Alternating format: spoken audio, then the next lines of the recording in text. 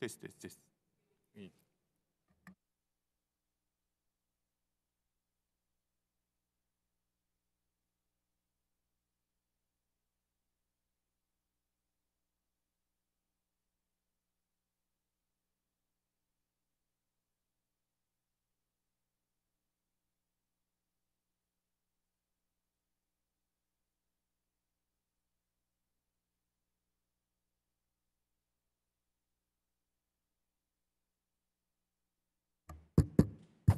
Testing, testing. Testing, testing.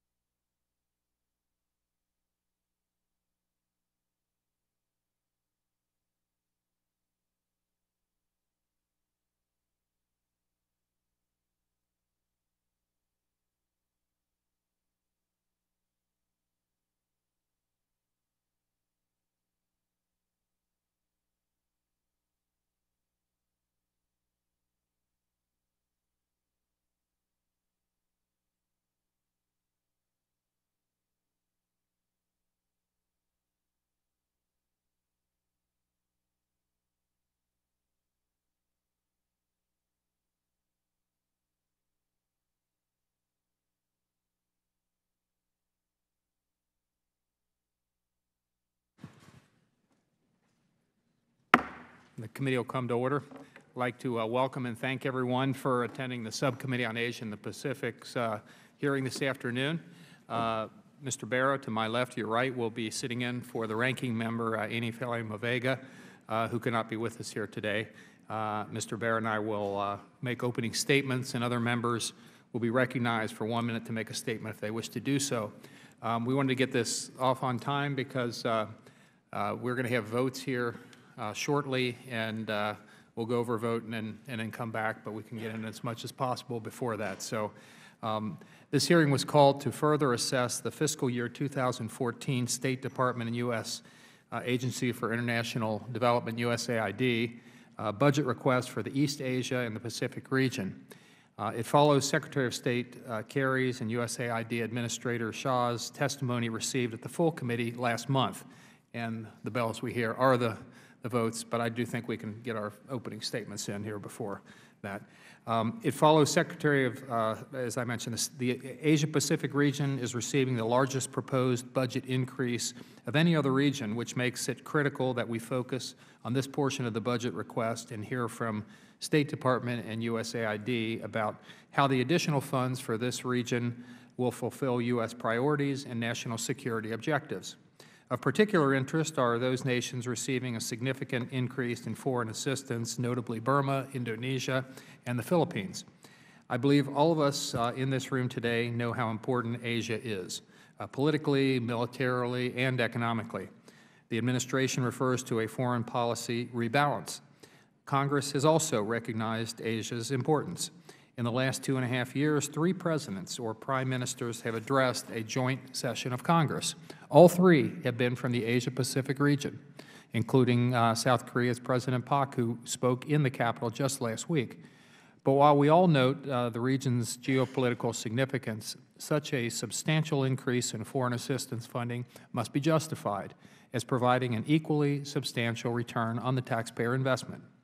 The Asia-Pacific is a region which faces many challenges, among them nuclear proliferation, human trafficking, terrorism, widespread corruption, natural disasters, poverty, and complex security threats, all of which have bilateral and multilateral implications.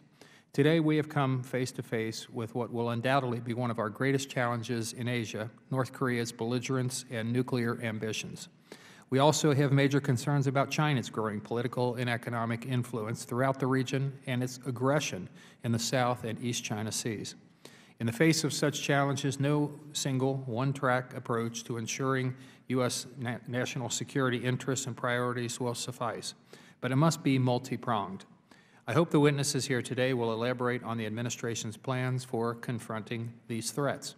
The administration seeks a $53.3 million budget increase for the Asia-Pacific region. It proposes expanding foreign assistance with the goals of strengthening regional security, enhancing economic integration, developing the lower Mekong region, supporting democratic developments, and addressing war legacies. In today's fiscal environment, as we face our own nearly $16.8 trillion national debt, this $53.3 million is not chump change. The entire Asia-Pacific budget of $1.2 billion must be thoroughly examined. For example, the administration is providing Burma with an additional $28.8 million. While we have seen tremendous progress over the course of only 2 years, Burma is fraught with ongoing violence in the ethnic areas, which in many cases is being perpetrated by the Burmese military. There are few signs reconciliation is forthcoming, and reforms have yet to benefit Burma's diverse communities.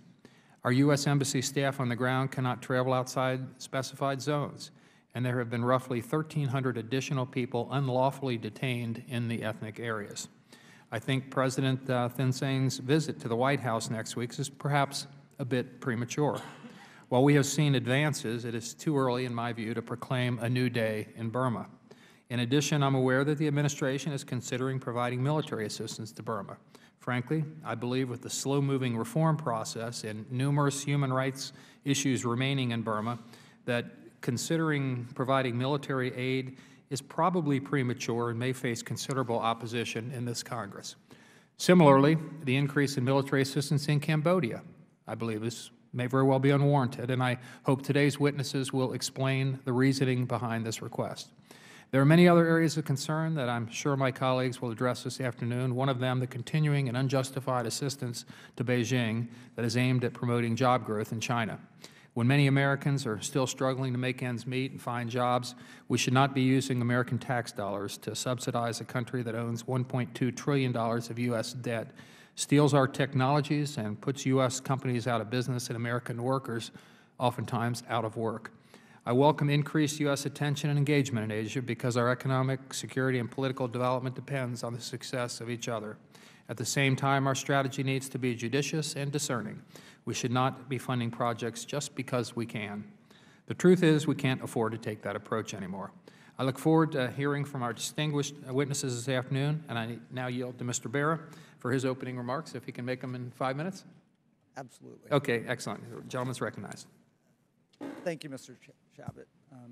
And thank you, Mr. Yoon, Ms. Biswal, for being here. U.S. policy towards the Asia-Pacific reflects the growing importance of the Pacific Rim to our own country's prosperity. The region's home to 2/3 of the world's population and many of the world's fastest-growing economies. The rapid growth of this region presents both opportunities, but it also presents challenges for our strategic interests. Robust engagement there is necessary because it promotes U.S. economic interests as well as regional and global peace and stability. As the region rapidly grows and transforms, a sustained and visible U.S. commitment is increasingly essential. Our country's future prosperity and security will be defined by events and developments in this important region. The State Department's Bureau of East Asian and Pacific Affairs rebalances our country's relationship across the Asia-Pacific, strengthens multilateral engagement, enhances security cooperation, supports democracy and human rights, and taps into the regional markets which are key to U.S. economic growth. At $1.2 billion, a 7% increase over fiscal year 12 levels for the Asia-Pacific region, EAP's FY14 budget request supports the administration's rebalance to the Asia-Pacific. This funding will help support democratic reform in key countries and will assist in shaping the region's emerging security landscape. U.S. assistance will also focus on renewing our leadership in this region, deepening economic ties, promoting democratic values, strengthening diplomatic engagement, and broadening the U.S. security presence. I'm also pleased that the administration plans to strengthen regional organizations such as the Association of Southeast Asian Nations and the East Asia Summit. Stronger multilateral institutions in Asia are necessary to promote stability and act as a counterweight to China's rapid expansion. With regards to specific countries, the budget request for Burma is a substantial increase above the FY12 level. The additional funds will support the country's democratic gains following the dramatic political gains over the past 2 years. The funding will also address humanitarian needs both within and across Burma's borders, as well as promote national reconciliation, a vital issue given the ongoing ethnic conflicts. The Philippines is another country that will see a significant budget increase. Specifically, the FY14 budget requests additional funding to help the Philippines, a treaty ally of ours, build their maritime security capabilities. Given the ongoing disputes and security challenges in the region, it's important that we deepen our traditional security ties to promote a stable and peaceful Asia-Pacific. And last, foreign assistance to countries in the Asia-Pacific is not a gift. The United States provides foreign aid because it serves our interests, security, economic, and political interests, and because it reflects our values. U.S. assistance is also a vital sign of our country's deep commitment to the Asia-Pacific region. Mr. Chairman, thank you for calling this important hearing, and I look forward to hearing from more witnesses. Thank you very much, Mr. Bear. And at this time, we're going to be in recess to go vote. We'll be back in, I would guess, probably 30 minutes or so. We're in recess. Yeah, I'd like to make an opening statement as well. I don't know if you want to do it When you come before back, you mean? Or- I'll come back after votes, sure. Good.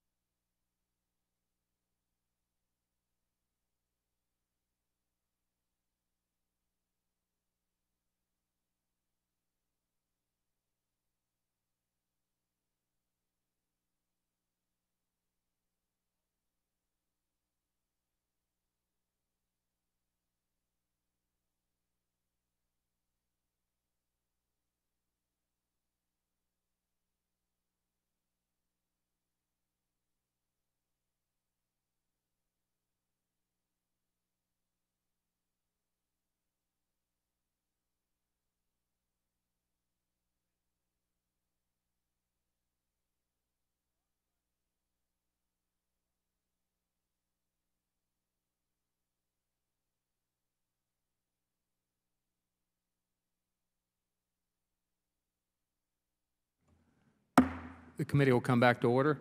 I'd now like to recognize the gentleman from California, Mr. Sherman, for the purpose of making an opening statement. Okay.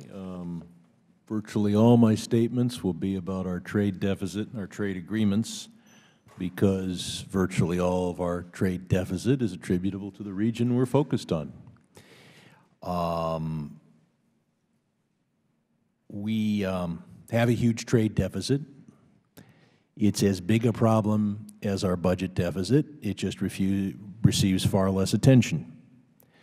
Those who believe that we should always blame America first will argue that we have a big trade deficit because we have a federal budget deficit.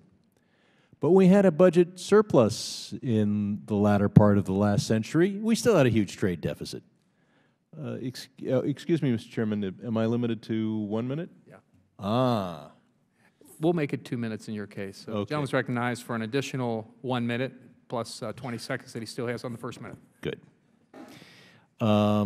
It was really good, by the way, so. Oh, okay. I'll try. And so the real question, why are we running a huge trade deficit? It's either because our workers and entrepreneurs are worse, or our government is worse. At least worse than our trading partners at promoting U.S. exports and deterring imports and working for a better trade deficit. And this is consistent with what I see in the Foreign Service of the United States and other countries. I talk to the Foreign Service of other countries. Promoting trade and exports is at is the most prestigious thing they can do. Then I talk to those in the State Department, and I've seen just egregious mistakes made by very intelligent people, which only happens when it's a matter they don't really care about, but they're trying to seem like they care when they're talking to a congressman. We see China not allowing our movies in except in limited numbers, and yet we allow an unlimited number of Chinese tennis shoes in, and we've never threatened one with the other. And we see Japan not only engaging in quantitative easing, but also intervening in the currency markets. And all they're greeted from the United States is sympathy that they've got a bad economic situation. Well, by God, we've got a bad economic situation, and currency manipulation is something that ought to be in the highest levels of the State Department, and it'll at least be a part of this hearing. I yield back. Thank you. The gentleman's time has expired. I'd now like to introduce our distinguished panel here this afternoon. We'll begin with the Acting Assistant Secretary Joseph Yoon, excuse me, of the Bureau of Asia, East Asian and Pacific Affairs at the Department of State. He previously held the position of Principal Deputy Assistant Secretary, and after joining the Foreign Service in 1985, he has held overseas postings in the Republic of Korea, Thailand, France, Indonesia, and Hong Kong. Before joining the Foreign Service, Mr. Yoon was a senior economist for Data Resources, Inc. in Lexington, Massachusetts, and we welcome you here this afternoon, Mr. Yoon. And I'd also like to introduce excuse me, Nisha Biswal, who has served as USAID's Assistant Administrator for Asia since September 20th, 2010. Prior to her appointment, she served as the Majority Clerk for the State Department and Foreign Operations Subcommittee on the Committee on Appropriations in the U.S. House of Representatives. And she has also served as the Director of Policy and Advocacy at Interaction and as a professional staff on the House Foreign Affairs Committee, where she was responsible for South and Central Asia policy. Ms. Biswal has also worked with the American Red Cross, both in their Washington headquarters and overseas as an international delegate in Armenia, Georgia, and Azerbaijan. And we welcome you both here this afternoon, and I know you're familiar with our rules, and we have the 5-minute rule for witnesses and ourselves. The yellow light will come on when you have a minute to wrap up. The red light will come on, and we'd appreciate it if you'd wrap up, by then. And you're recognized for 5 minutes, Mr. Yoon. Thank you for being here.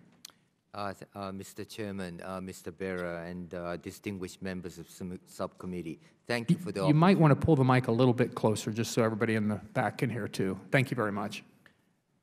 Thank you for the opportunity to appear before you to testify on the Bureau of East Asian and Pacific Affairs budget request for fiscal year 2014. With your permission, Mr. Chairman, I would like to make brief remark and submit a more detailed written testimony for the record. Without objection, so ordered. At the outset of this administration, the President made a strategic decision to increase focus on the Asia-Pacific region.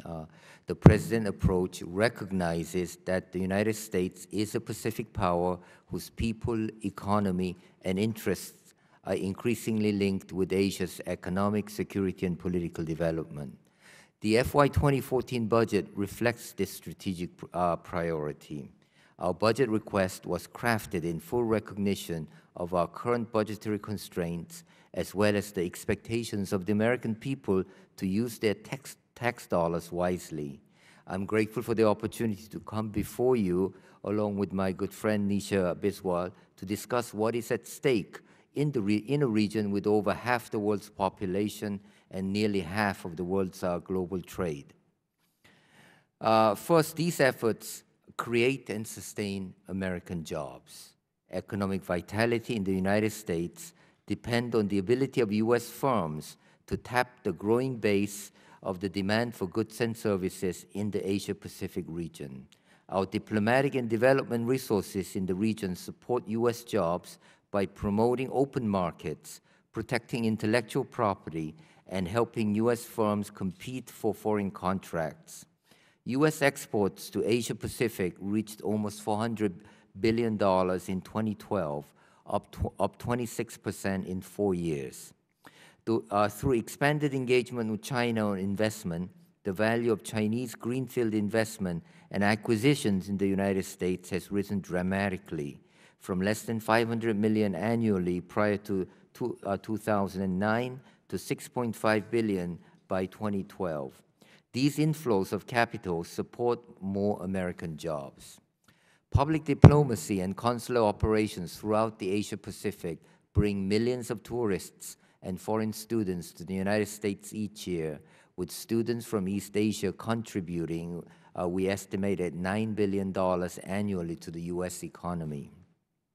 Second, our funding resources make United States more secure. In cooperation with the Defense Department and other agencies, our security assistance programs help maintain peace and security across the Asia-Pacific, including efforts to deal with North Korea, stem proliferation, maintain freedom of navigation, and promote transparency and human rights.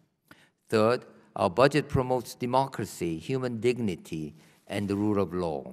For example, in Burma, the United States is supporting a historic political and economic transition through targeted assistance to promote the rule of law, respect for human rights, a robust civil society, and the development of a transparent, accountable government that is responsive to the needs of the people. The overall FY 2014 budget request for the State Department USAID provide $1.2 billion in funding for East Asia and the Pacific, which reflects a 7.1 increase from FY 2012 in support of the East Asia rebalance. This is the largest percentage increase of any region. The request expands foreign assistance funding to the Asia-Pacific region to $768 million from $715 million in FY 2012. On the state operations request, the budget provides an additional $25.9 million for program and supporting costs, including funding to add 24 new positions to fill needs at our embassies and our regional bureau offices. To conclude, Mr. Chairman, U.S. leadership in the Asia-Pacific region will pay dividends for our security and prosperity well into this century, just as our post-World War II commitment to Europe created a similar transatlantic network of institutions and relationships. Thank you, Mr. Chairman, for inviting me to testify today, and I'm pleased to answer any questions you may have. Thank you very much, Mr. Yoon. And Ms. Biswal, you're recognized for 5 minutes also. Thank you, Chairman Chabot, and Congressman Barra, members of the committee. Thank you for the opportunity to testify today on the President's fiscal year 2014 budget request for East Asia and the Pacific. In the interest of time, I too will summarize my statement and ask that the full statement be entered into the record. Without objection, so ordered. Thank you, Mr. Chairman. And let me begin by thanking you, sir, for your leadership and for this committee for laying the bipartisan foundation of support for increased U.S. engagement in the Asia-Pacific region. As my esteemed colleague Joe Yoon has articulated, the rebalance to the Asia-Pacific region is a key economic and national security priority. Deepening our engagement is sensible and strategic in a region that is home to 2/3 of the world's population and some of the fastest-growing economies, but one that also encompasses nearly 30% of the world's poor. We know that Asia faces serious development challenges, such as inequitable growth, poverty and malnutrition, the threat of pandemic diseases, environmental degradation, and natural disasters, just to name a few. President Obama has noted that Asia will largely define whether the coming century will be marked by conflict or cooperation, by needless suffering or human progress. USAID's role is to provide the platform for partnership and technical cooperation with the countries of the region to ensure that we are advancing human progress and cooperation. To that end, the President's budget requests $768.3 million for international assistance programs for East Asia and the Pacific, and as Joe noted, an increase of 7.5% compared to fiscal year 2012. Our programs in the region are focused on supporting bilateral and regional efforts to address these challenges by investing in health and human capacity, by strengthening food security, and helping the region address the impacts of global climate change. At the same time, we recognize that a critical constraint to inclusive and efficient growth is persistent and pervasive corruption, weak systems of governance, and continuing challenges to human rights. So much of our assistance also focuses on these priorities. Across the region, we will devote 33% of the request towards improving health outcomes. 4 countries, Cambodia, Indonesia, Philippines, and Vietnam, are the priority or focus countries for the Global Health Initiative, and our support has helped improve maternal and child health, reduce the spread of infectious diseases such as HIV, avian influenza, malaria, and tuberculosis. Asia is also home to 62% of the world's hungry and 70% of undernourished children.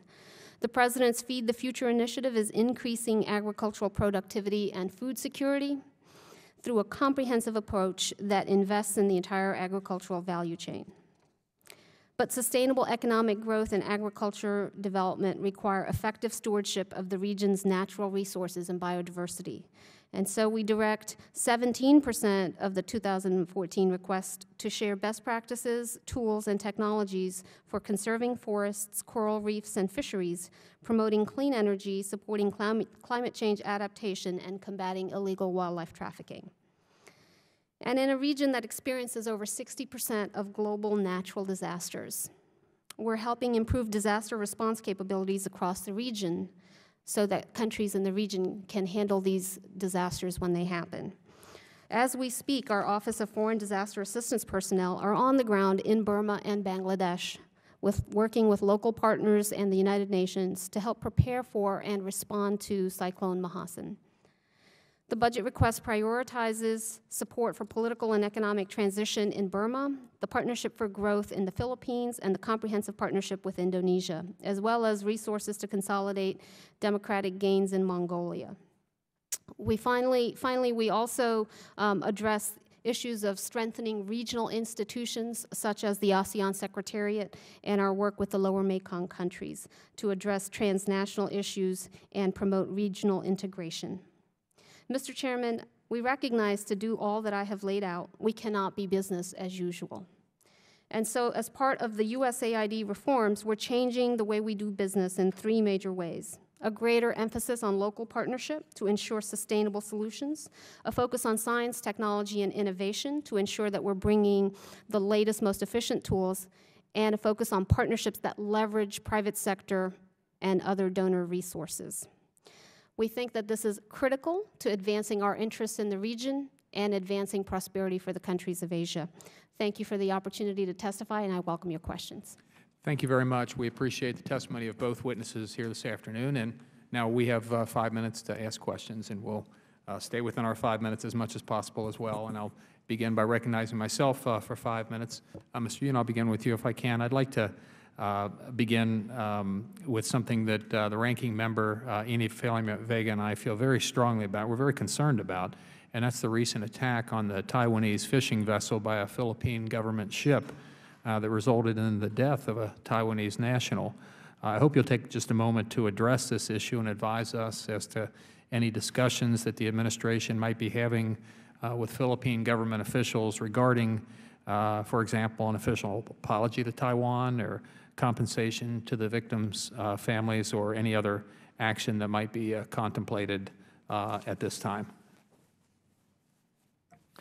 Thank you, Mr. Chairman. On this very tragic incident, number one, we would very much like to convey our condolence to the family for the loss of life. I think there have been a number of discussions between Manila and Taipei, and of course, we would like those discussions to go on to an end that is acceptable to both sides. I think at this point, sir, we really don't know what happened. I understand the investigation is going on, but we are keeping in very close contact both with Taipei and Manila on this incident. It is very unfortunate because, as you well know, these are two of our closest friends and partners in the region, and so we just feel awful. Thank you very much, and we would appreciate the Department keeping this committee up to date on what's happening there. Ranking Member Vega and I just came back from Korea and Japan and Taiwan a couple of weeks ago, and as you indicated, both of these countries are very close and important allies to the United States, and you hate to see something like this happen between friends.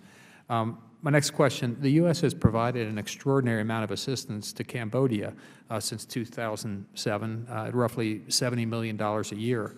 Over the course of the last few years, however, we've seen assistance yield arguably few results, and Cambodia is no more closely tied to the United States than it was back in 2007. According to our U.S. ambassador to Cambodia, Ambassador Todd, the relationship, according to him, has actually soured quite a bit following President Obama's visit to Cambodia last year. I'm not inferring it's because of that, but since then it apparently has soured. In addition, Hun Sen's party, the Cambodia People's Party, CPP, controls almost every aspect of governance and civil life in Cambodia, including the military and police forces, which are all members of the Standing Committee of Hun Sen CPP and its Politburo. Every single top military commander also sits on the CPP Central Committee. And additionally, many of these CPP-dominated military units are involved in gross human rights abuses, like violent land seizures for economic concessions, and we just met with some Cambodians about those land seizures last week. And the seizures and economic concessions to timber and rubber and palm oil companies and a whole range of things. So would you comment on that, Mr. Yoon? Thank you, Mr. Chairman. I think we absolutely share your concerns. There's no question about that. I think the high level of our assistance really does reflect the tragic history that Cambodia has gone through and really our effort to help overcome past legacies. Having said that, you are very much on the right, same thinking as us. Their abuse of human rights and lack of political freedom is very much of concern. As you noted, President Obama was in Cambodia last November for multilateral meetings, East Asia Summit and other meetings. And he did have a meeting with Prime Minister Hun Sen. And at that meeting, he had a very good discussion and conveyed our very strong views on human rights. There will be Cambodian elections coming up in July, and again, we have been telling the Cambodians to please be inclusive and also have openings so that political opposition can legitimately represent themselves. And these discussions are going on, and I expect these elections will be a crucial indicator. Thank you. If I could stop there just for a second, because I'm almost out of time, but you mentioned the national elections in July. Let me ask you, if they're determined to be not free or not fair, which a lot of observers think is quite likely. How will the administration adjust, for example, its assistance levels to Cambodia to reflect our disapproval with how Hun Sen is ruling the country and how the elections went if they don't go the way they should? And when I say should, not judging which way an election should go, but just that it's fair. We will, of course, have to digest what happens in the election, but I would imagine it will be a very important factor in where we go with our assistance. All right, because I would strongly urge that, you know, that is a factor. It ought to be a factor in whether we're taking American taxpayer dollars and aiding a country if their elections are deemed to be fair and open to both sides or all sides. Thank you very much. I'd now like to recognize the current ranking member for the day, Mr. Bera, for 5 minutes. Thank you, Mr. Chairman, and again, thank you, Mr. Yoon and Ms. Biswal for your opening statements. Obviously, the strategic rebalance to the region is very important and something that I think this committee and many of us in the House support. There's huge opportunity in the Asia-Pacific region, but there's also obviously significant challenges, particularly when we look at East Asia, when we look at the Pacific and the South China Sea region. If you were to think about, you know, one or two key challenges to this region, would either one of you, you know, feel free to articulate what you think our biggest challenges are to the U.S. strategic interests in this region? Sure.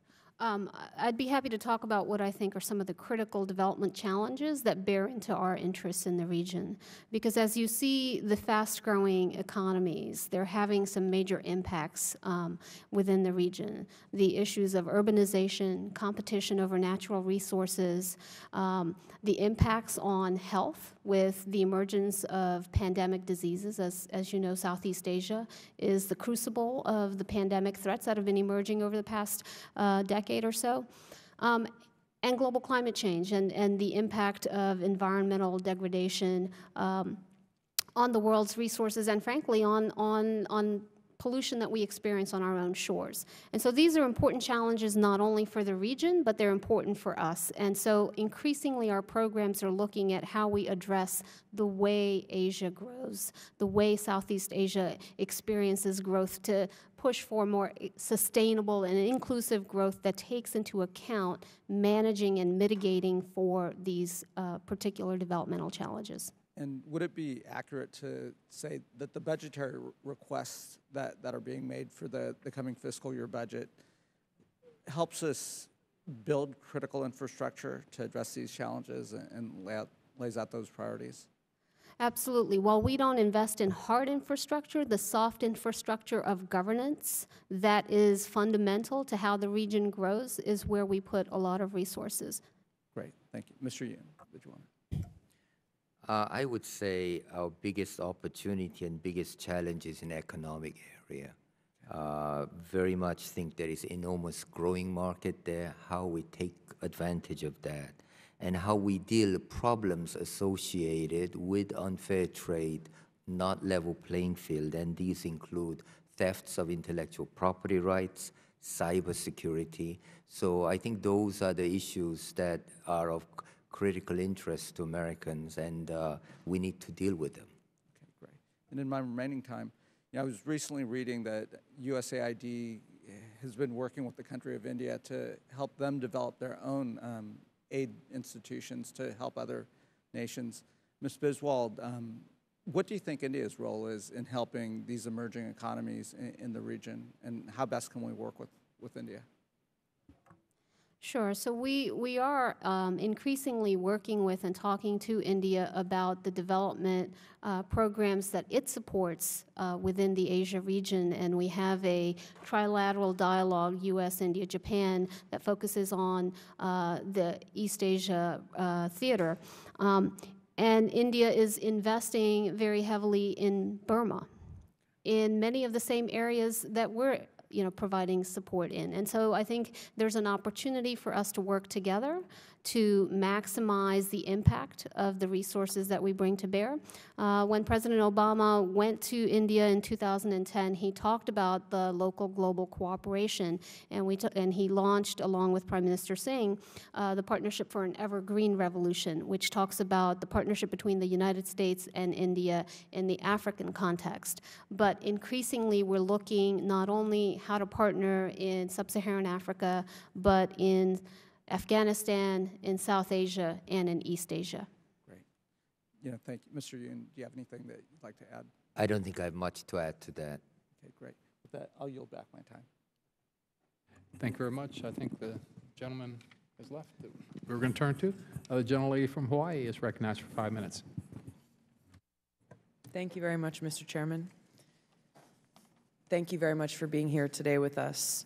You have mentioned, both of you, in different parts of your testimony about our country's focus and rebalance towards Asia and the Pacific, and without a doubt the importance that we focus on the broad range of challenges and opportunities that we face, which include the security and prosperity of the Asia-Pacific region. I represent the 2nd District in Hawaii, and the regional instability created by the recent North Korean provocations, as well as the slow-boiling territorial disagreements around the Senkakus and South China Seas, are something that affect us in a very personal way, but also affect us as we look at this rebalance and the region as a whole. And I think it underscores the growing need that we strengthen our nation's military and diplomatic presence in the region, where we have economic and national security interests that are inextricably linked. We had Secretary Kerry here before us in the committee last month, and he touched very briefly on the fact that we need to do things differently going forward, specifically as it relates to North Korea. And Mr. Yoon, I know you have a lot of background in this area and would love to hear your thoughts in more detail than we had before on exactly what are some examples of different diplomatic steps that we can take towards North Korea in order to stop this endless cycle that we have been under for so long. And specifically, the tactic that we have proposed legislation on and has been tried before in 2005 with the sanctions on hard currency for North Korea. Thank you very much.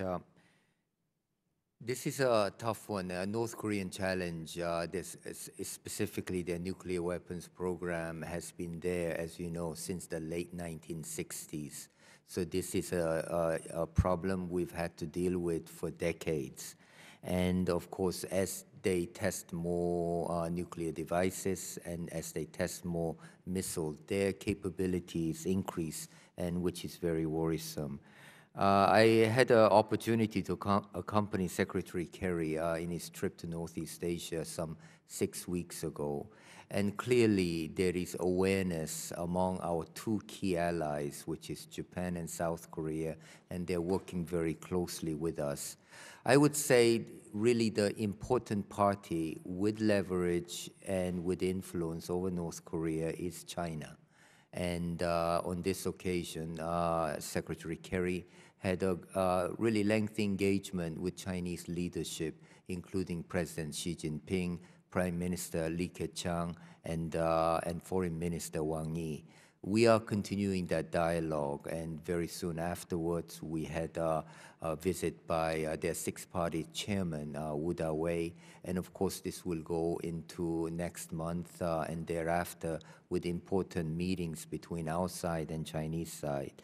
So we are putting a lot of emphasis on that front, Ms. Chabot, but it's something we've dealt with, and I think, quite frankly, while many people will criticize that it has not been successful, at the same time, I think the problem that we have so far is, I would say, considering it's a 30, 40-year, 50-year-old problem, we will continue to deal with through strength, especially with our allies, and build up our defense, especially around Hawaii and Alaska. I think one of the issues that concern many of us, though, however, is that while the cycle continues and people say we go back to status quo every time the bar of what status quo is continues to be raised as North Korea continues to develop more nuclear and ballistic missile capabilities. Specifically, if you could touch again quickly on the hard currency sanctions, as the chairman of this committee, as well as many of my colleagues and I have introduced legislation to bring back these hard currency sanctions on North Korea. China's role in allowing that success that we saw in 2005 to happen. We saw that it worked, but unfortunately the program was pulled back too quickly back in 2005, and apparently because of China. Now, with things have changed, we'd like to hear your thoughts on how that could be continued in a more successful way. As you know, we've had a number of sanctions imposed against North Korea, and I believe these have been multilateral as well as unilateral. And most lately, China has also sanctioned some North Korean entities, specifically Foreign Trade Bank, FTB. And these are discussions we're going to have as new information come in. Ms. Chabot, we'd like to give you a classified briefing on steps we have taken and we've asked our partners to take on this issue. Thank you. I look forward to continuing the conversation. Thank you, Mr. Chairman. The gentleman's time has expired, or gentlelady's time has expired. The gentleman from California, Mr. Sherman, is recognized for 5 minutes. Thank you. I have another hearing going on at the same time. Mr. Yun, you said in your testimony that our exports to your region has gone up to $400 billion. What's our imports from that region? And was there a reason why only one was mentioned in your testimony? I don't have the import figures, sir, but I would imagine they also have gone up, and I fully subscribe to you. You're our chief diplomat for East Asia, and nowhere in your notes or with your staff behind you do you know what our imports are from the region? I don't have the exact figure. I'll be happy to provide them to you, sir. Do you happen to know it within $100 billion? I think it will probably be, since we have a budget deficit, it will be way larger than the export figure. You talk about the new security concerns. The concern I have is that since we're pulling out of Afghanistan, our military-industrial complex needs a new focus, and that fighting China over the South China Sea provides that. One of the major focuses of our national security deployment is to help Japan defend some islands that it claims. What percentage of its GDP does Japan spend on its defense compared to what we do? Again, I would be happy to provide you figures, sir. Okay. Have you made any efforts to push the Japanese to say, look, if you want to go eyeball to eyeball militarily with China, would you mind doing that to some extent with your own expenditures rather than ask the American defense budget to deploy additional forces to East Asia? Has that been an objective of our policy?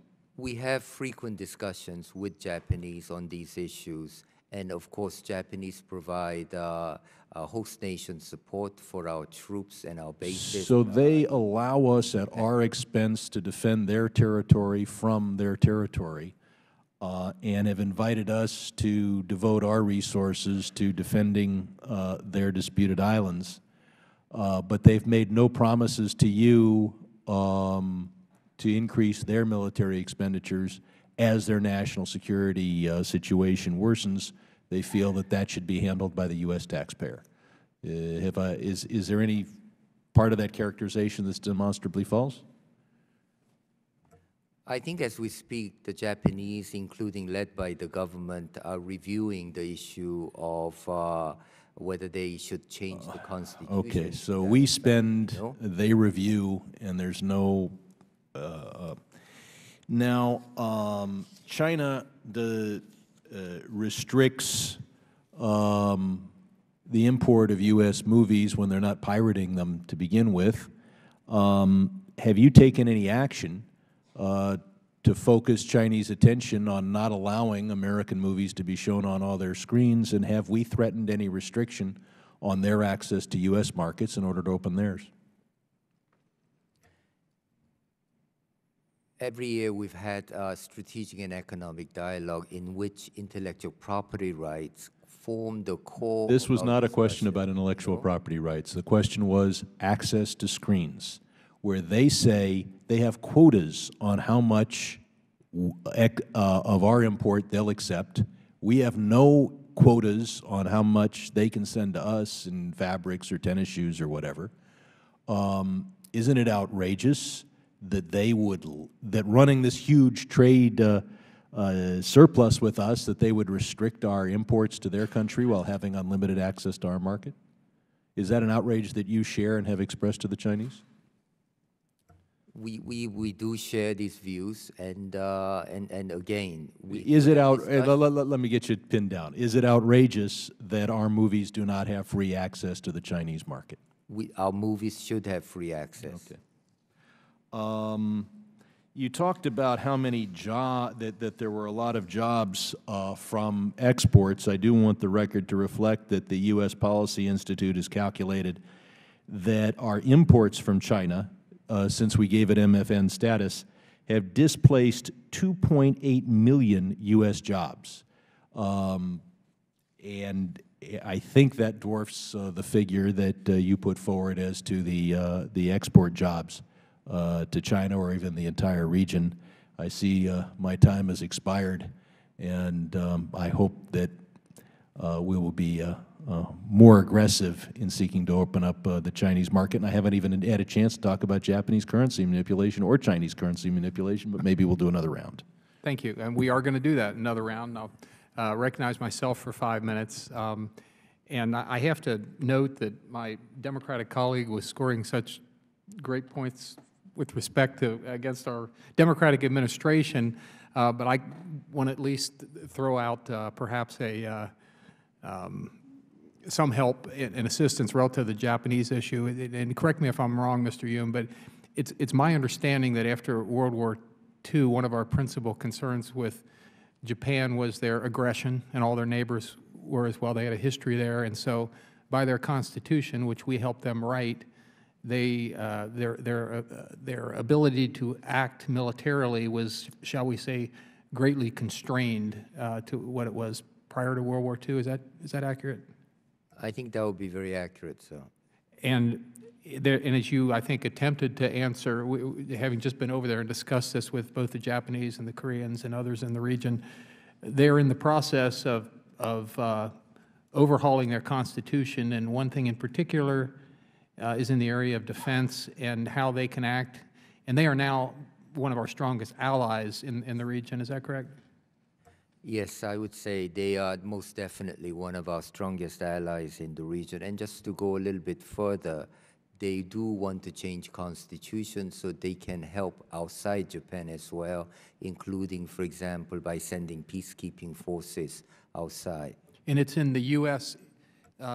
Our interests in order to encourage that ability for them to act militarily more in conjunction with the United States than in the past. That's our goal, and we're trying to encourage them to do that.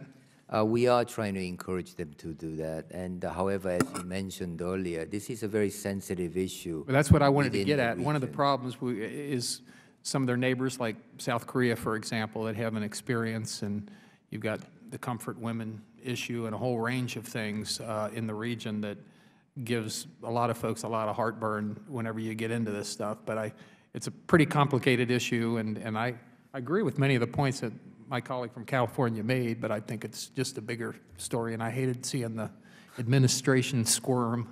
And so, unlike yesterday when I was in the Judiciary Committee and we had Eric Holder as our witness and I was one of the questioners, I felt that I should defend the administration here a little bit, although maybe it goes against my natural instincts. So, but let me get off of Japan for just a minute, which I hadn't even intended to go into at this point. But let me ask, the State Department has requested $10.3 million to add 21 new positions, 8 of which will be in Washington.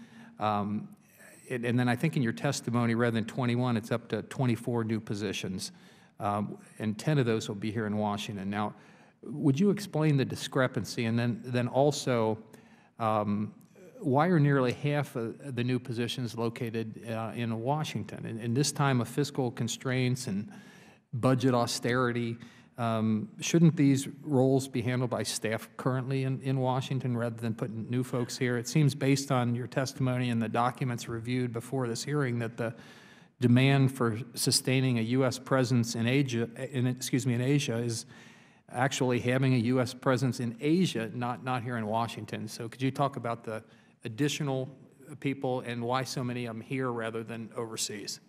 Yes, I think number one, I would like to clarify, of course, 10.3 million is increasing in our operations budget. That's not all going to go to new positions. Some will go to improving facilities and overall costs.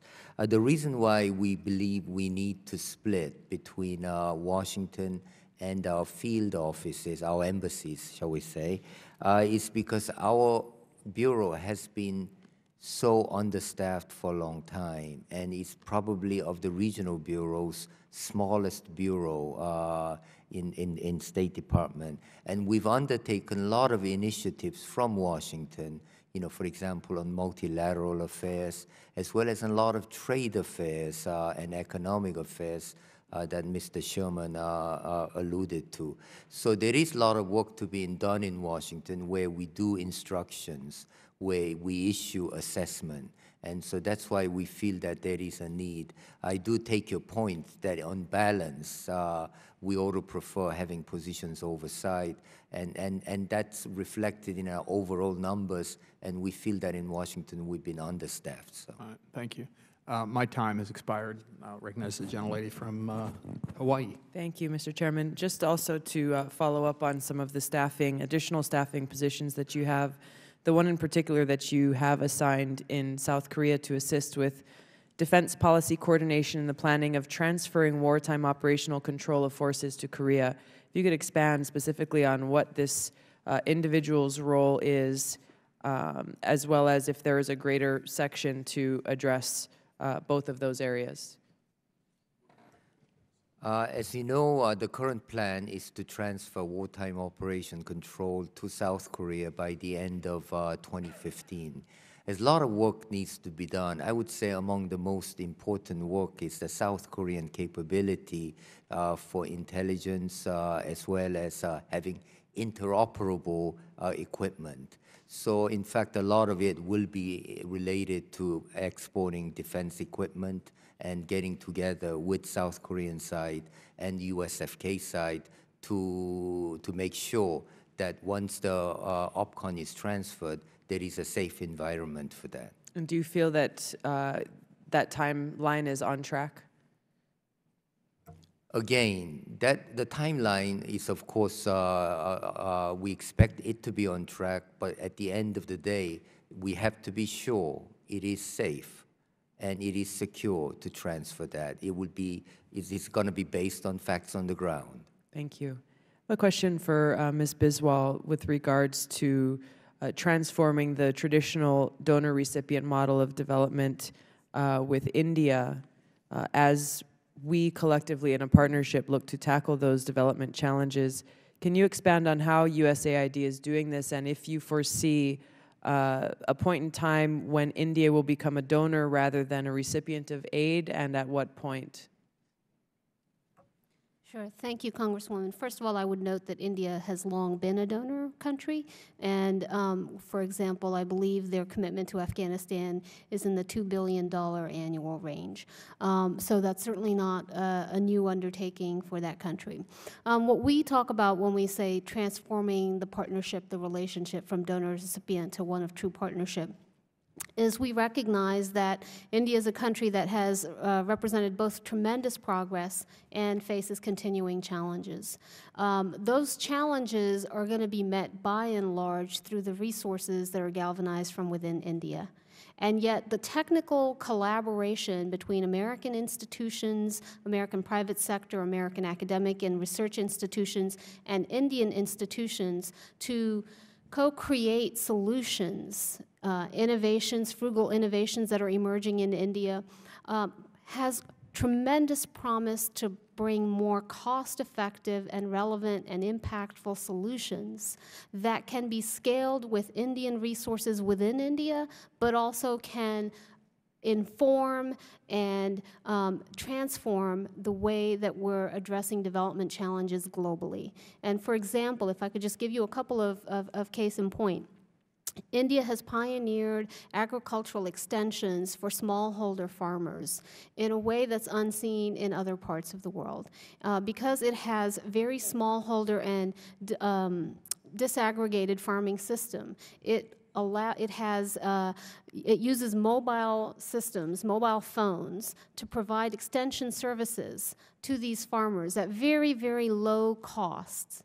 And they're connected to their agricultural institutions such as IIIT in Hyderabad. And so farmers are able to take pictures of their crops that have diseases and beam them directly into these research institutions and get real-time data on what could be done to advance or address these challenges. Now, we're working with Indian institutions to see how we can apply those kinds of techniques in African systems. And so there's tremendous opportunity for partnership where we're not doing service delivery type interventions in India, because that's really not where we bring value, but the kind of partnerships that allow us to take it to the next level and have global impact. Great. Thank you. Thank you, Mr. Chairman. Gentleman yields back. The gentleman from California is recognized for 5 minutes. Thank you. We appreciate India's role as a donor country, but its aid to Afghanistan is not an unmitigated benefit. It has scared the hell out of the Pakistanis. Rationally or irrationally, they feel themselves caught between two potentially hostile territories, and has certainly cost. And the Pakistani reaction has certainly cost us far more than $2 billion.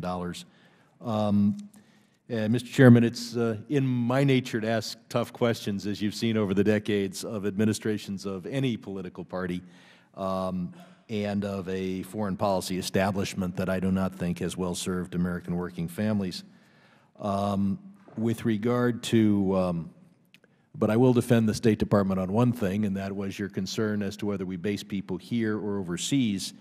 With security costs, with housing allowances, with dependence allowances, the cost of a Foreign Service officer is at least double or triple the cost of having somebody in the civil service here in Washington. And then, of course, when Foreign Service officers return, they feel that they should be rewarded for their foreign service.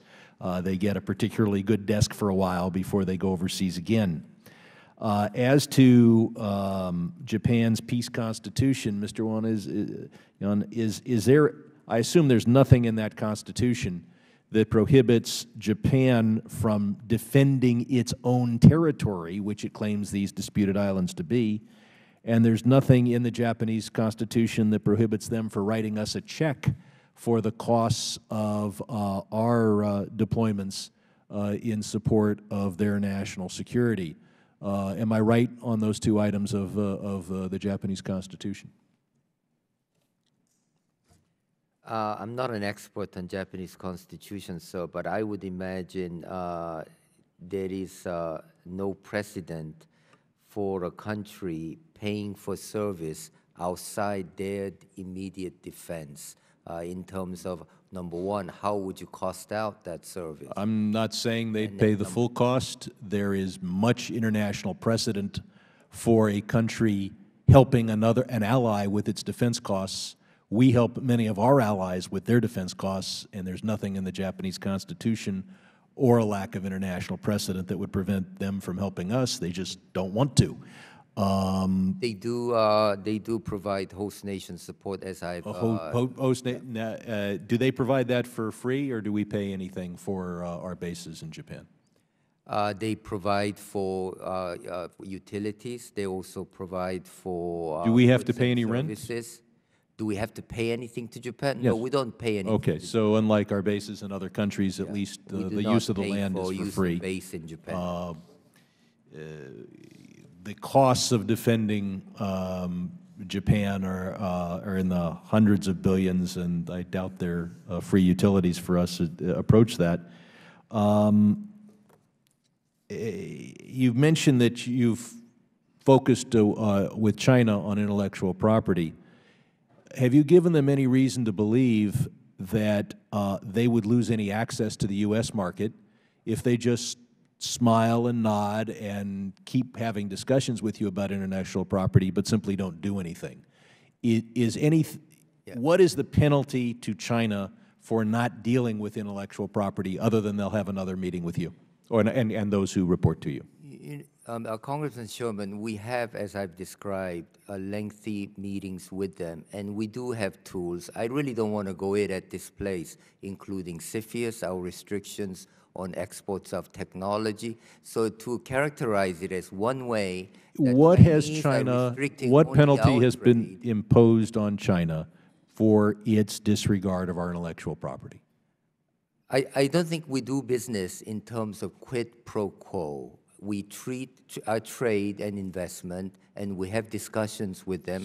Among them, we have discussions on investment issues. Okay, so we have discussions, and as far as they know, they have not lost a dollar due to their mistreatment of intellectual property rights. Why has the administration not designated China as a currency manipulator? I think if you were to ask any Chinese whether there had been consequences as a result of trade friction, I doubt any one of them would say they have not lost a dollar in investment or trade, sir. Well, with regard to intellectual property, I don't think they've lost. But why have we not declared China to be a currency manipulator? I would like to ask my Treasury colleagues to get back to you on that question. They won't answer the question either, but thank you very much. Gentleman's time has expired. The gentleman from California, Mr. Barrett, is recognized for 5 minutes. Thank you, Mr. Chairman. Mr. Yoon, obviously, safety is a paramount issue, particularly in the aftermath of violent and often deadly attacks on our U.S. facilities and personnel around the world. So, this committee and this body continue to be very worried about safety of our personnel. This is especially true in East Asia, which we've uncovered several plots against U.S. installations and have fortunately been able to foil them in recent years.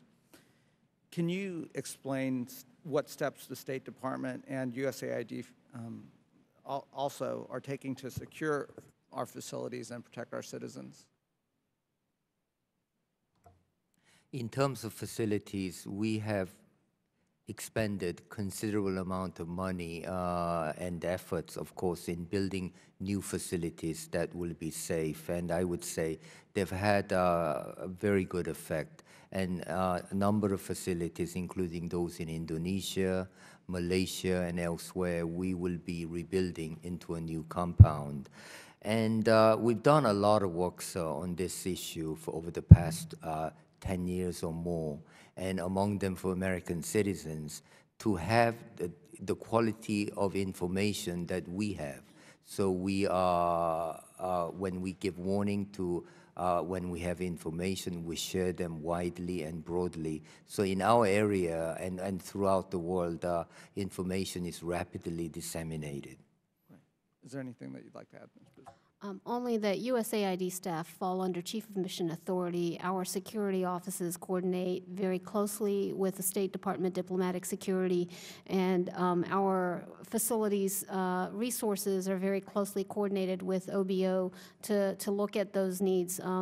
We are right now going through a process of examining any facilities where we're not co-located with our embassies to ensure that in the short term that the security needs are being adequately addressed, and in the long term looking at and exploring ways to make sure that we can be co-located where it's warranted. Right, thank you.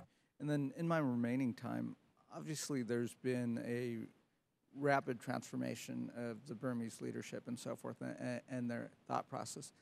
Could either one of you offer any insight into what is happening with the Burmese leadership, what their motivations are, and where they are right now?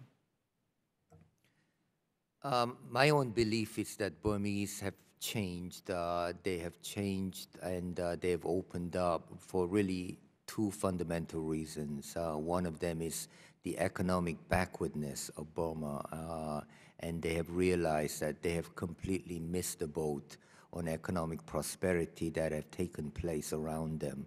Second reason is really decades of isolation, political isolation, and with a change in leadership, they too have again decided that they no longer want to be isolated. So in the end, I think it's these two pull factors that have led to change in decisions. So one of the remaining challenges, though, is that while there is tremendous political will at the top, political capacity for change, and political will at lower levels is still very much something that we need to aggressively monitor and capacitate where we can capacitate it. So it's going to be an ongoing process. It's not a done deal. Do we have specific programs to either one of you that help build that capacity at the lower levels? And can you highlight some of those programs? So when the president went to Burma in November, he announced a partnership for democracy, peace, and prosperity between the United States and Burma.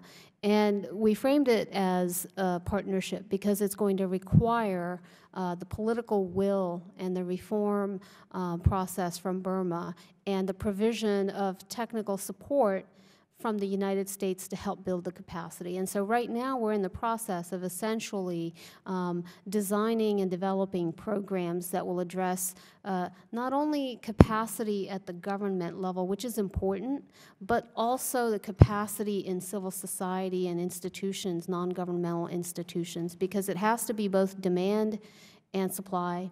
And so we're looking at more comprehensively how we can support reforms and how we can build that capacity in that country, whether it's through the provision of technical assistance, whether it's through political party strengthening, judicial reform, rule of law, et cetera. Great. Thank you. I yield back. Gentleman's time's expired. And the final questioner this afternoon will be the gentleman from Georgia, Mr. Collins. Thank you, Mr. Chairman. I just have a few, and as we go along, thank you for being here. And I can sympathize with my friends from across the aisle that I have trouble getting answers in a lot of times from different organizations since the short time I've been here, so I can sympathize there. We've heard from civil society groups inside Burma whose work is critical of the government that they're having difficulty assessing U.S. assistance, while they see a substantial resource and attention being focused on groups that are closer to the government and whose work reflects the government's priorities as well as the usual suspects in terms of USAID contractors.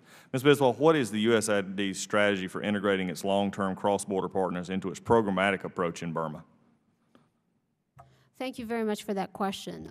We have maintained and will continue to maintain support to those cross-border organizations. Our assistance on the Thai-Burma border for organizations that are working on either side of that border has continued unabated and will be there as long as it's necessary. And at the same time, what we're trying to do is also support Burmese civil society within Burma.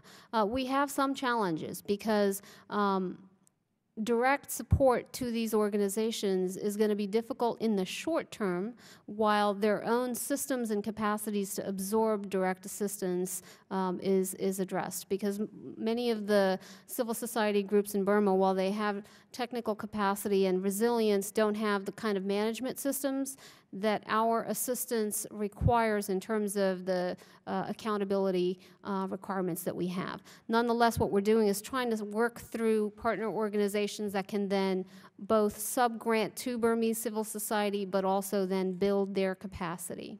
So basically your mechanism for helping them would be using other organizations, is that what you're saying? To get them, if they're technically able, but they're not, they have issues management, is that what you're saying? In the short term, with the hope that we can move towards direct support of those organizations in the long term. And we'll also test it out with doing some very small grants to Burmese civil society organizations that allow them to build up those systems. Okay, let me ask a question for either one to answer. There's a report stating that there's no evidence that military-to-military relations will strengthen Americans' engagement with Burma. State Department and USAID both emphasize that no assistance is being given to the Burmese government because of mistrust. And I think that's the issue. If that's true, why are we incrementally increasing the aid, especially as we're doing this through the to the government programs we just spoke of, or why is that increase in there? So I'll let my colleague talk about the military side of it. We're not providing any funds through the government of Burma, both because we don't believe they have the systems right now to provide the kind of assurances and accountability and transparency that we would require, nor have we seen sufficient progress at this point for us to put resources directly into that. But we are providing technical assistance to reform-minded ministries in Burma to help build those transparent systems that will enable down the road, if the situation warrants, for us to be able to support directly. Before you answer on the military, I want to add something to the question, because there has been some release of issues of prisoners, but there's also Burma still maintains a relationship with North Korea. It still has aims in its own program. Violence continues in ethnic areas. 1,300 individuals have been taken into unlawful detention, and lack of transparency. While some officials, and there's a thought that you use a philosophy of foreign assistance should be given in order to stimulate social change, I don't see foreign assistance as an entitlement, and I'm concerned here about what I'm seeing. Government's attitudes to be toward noticeable conversion, and that you use incremental foreign assistance. If a government's allegiance to transparency and civil order is questioned, then why is there such a huge increase here? I'm trying to get the reason why we're doing this, especially when we have an issue where there is so much mistrust. First of all, our interest here is in supporting the people of Burma and in addressing the very critical development challenges within that country. The extent to which we find reform-minded partners, we want to build the capacity of those reformers to drive change. Okay. But we're not putting money into Burma because we're trying to reward a government. We're trying to build a relationship with a people that we think have important needs that we can address. And I understand it. And very quickly here, the concern that I have here is the increase that has been asked for is so substantial. It's from 28.8 million to 75.4 million. Is there enough of those agencies that you can work with to handle that much of an increase? Or is this, we're going to find people and give money? What is, maybe that's the question is. Yeah, so let me explain how that increase is justified. First of all, our prior year funding levels in Burma were about $35 million a year. Roughly half of that was on support to the Thai-Burma border, and roughly half of that was on programs inside Burma that were funding non-governmental organizations that were providing humanitarian needs, addressing humanitarian needs, and supporting democracy, free media, et cetera. We've continued our support for those programs. The additionality that comes into play with the 14 request is to allow us to expand into areas that we previously did not work on, expand on political reforms, including supporting political parties, election reforms, parliamentary strengthening, rule of law, and ethnic reconciliation. So our programs, because of the increased request in 2014, will enable us to be much more comprehensive. And yes, I do believe that there is the ability to absorb those resources in that country. Okay. Mr. Chair, I know my time's over. I do have more questions. We'll submit those for the record and get to answers, because there's a lot more I want to delve into there. Very good. Thank you very much. As the gentleman indicated, his time has expired. I want to thank the panel for their testimony here this afternoon. And without objection, members will have 5 days to submit questions to revise and extend their remarks. And if there's no further business to come before the committee, we're adjourned. Thank you. Thank you.